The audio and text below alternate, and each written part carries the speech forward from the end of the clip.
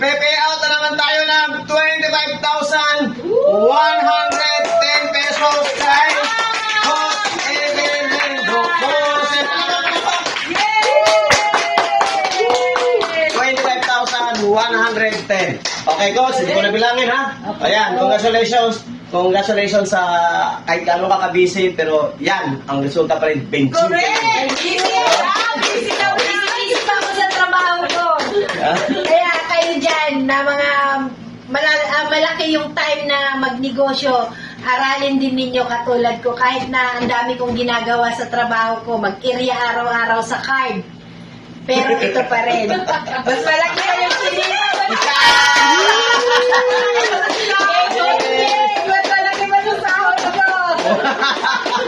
Thank you po, Master. Yes, thank you. Oh, ulitin ko. Buy 4 plus 2. Pa-times 4 yan. Yeah!